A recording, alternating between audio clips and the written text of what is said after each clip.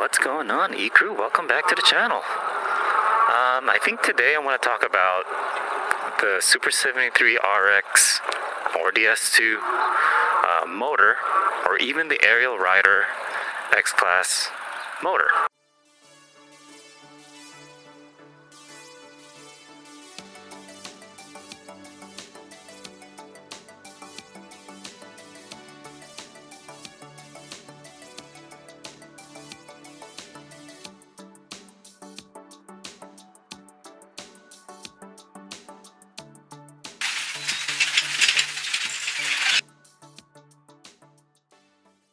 So most people that have done 72 volt upgrades, they feel that they have to get rid of the stock motor.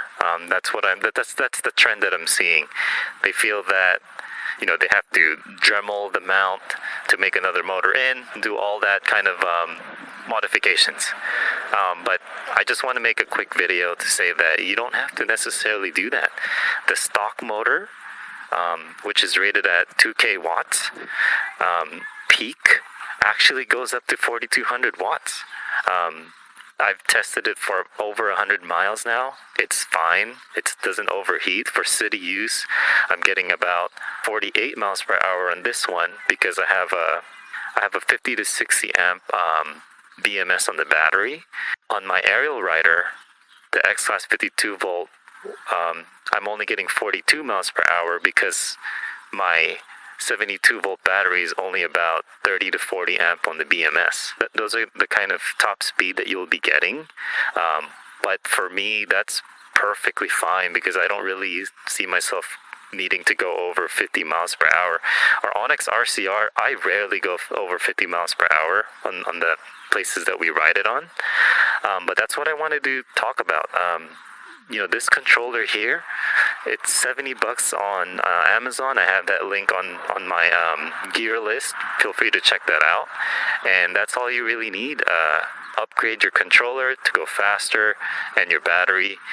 To me, I think the motor, I love keeping what I already have, and I don't want to have to Dremel or cut any of the mounts.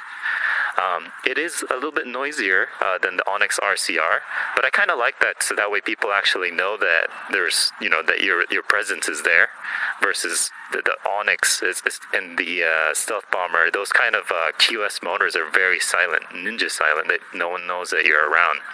Yeah, obviously this will take your warranty out of the door, and there are those risks that you'll have, right? Like it could possibly burn out your motor depending on how much amps you put. But again, right now, when I'm pushing 3K to 4K watt, and I've again tested it for over 100 miles now, and it's perfectly fine. I also went with a more affordable controller at only $70 versus the NB power controllers with the UK C1 color display. You're more than welcome to get that kind of display, but it was about $250 or something like that for a 72 volt 60 amp controller. I was totally okay with not needing the display, because if you're going at fast speeds, you shouldn't even be looking at the display to begin with. All I really need is my this is like a $15 throttle with the voltage here. It's kind of scooter style with the key. That works out just fine for me. Another thing I want to mention also is about the controller. You need to get wiring. I happen to have already like an old Super73 non-functioning controller. So what I did was I just cut up the L1019 connector, which you'll need for this connection, and that's what I plugged in with the controller, so that way it's compatible.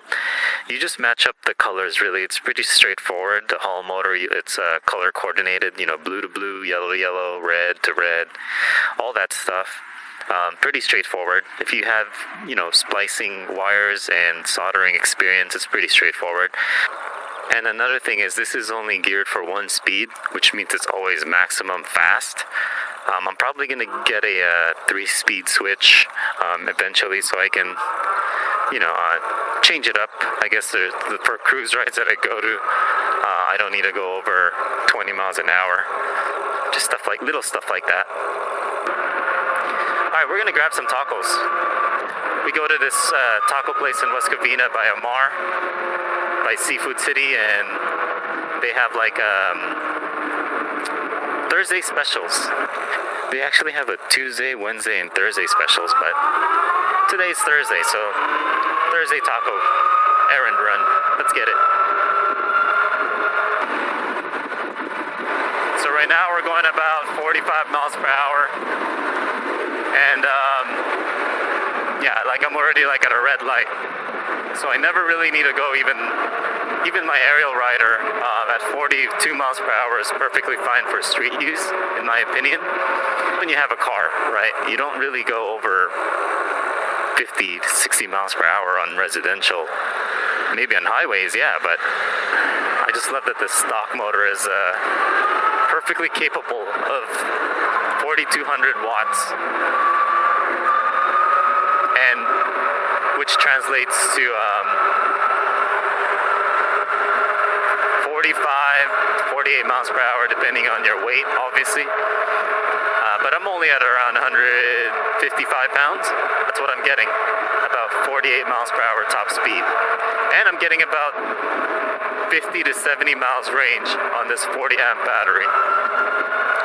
So where I spent the money on is mainly on the battery. I focus more on the battery, the biggest battery I could put on here, which is the controller. I'm gonna eventually relocate it where the original controller is, but currently it's there because I have my light.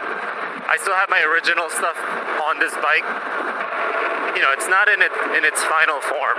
I still ordered the lights system that I plan on putting on. So it's still a pending project.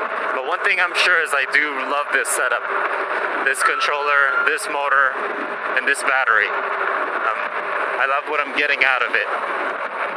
If you look at my previous videos, I was originally testing the phase runner and what kind of numbers I was getting on it. I was getting about 40 miles per hour on that controller, but it was getting there real slow, so I wasn't happy with that. With this controller, 72 volt, 60 amp discharge, I'm definitely getting there a lot quicker. And a little more in the top speed, so more torque and more top speed. And that's perfect. We're gonna do something we don't normally do, and this is pretty much just cut through traffic. Be in between the cars.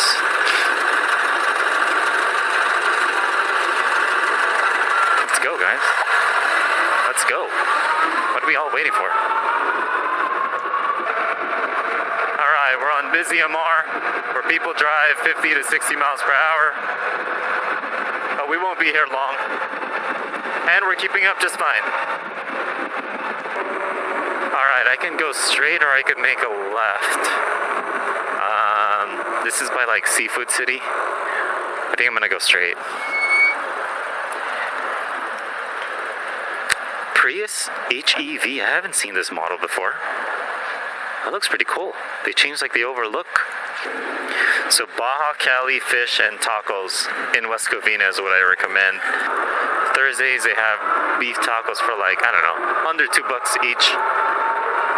It's fairly decent. We ordered about 10 of them for me and Crystal.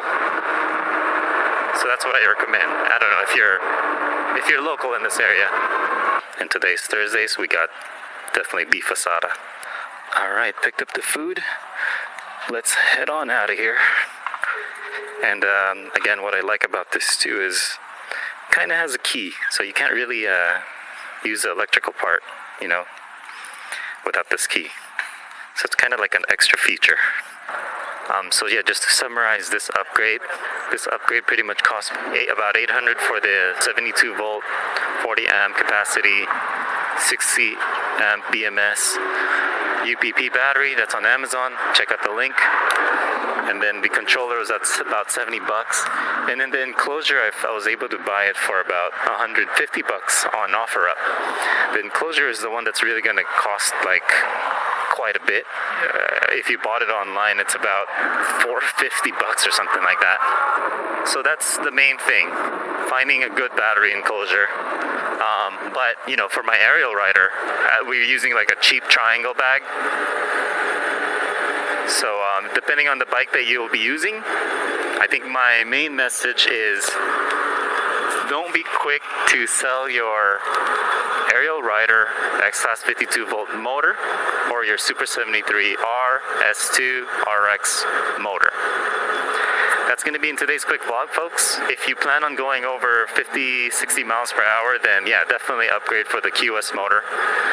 But besides that, for just everyday use, I think the stock motor with the right controller and the right battery is more than adequate for your needs. This is Julian signing out. Don't forget to like and subscribe. Check out the useful links in the description below for discounts on your Super73 aerial rider or your DIY bafang kit. See you guys in the next ride. Peace.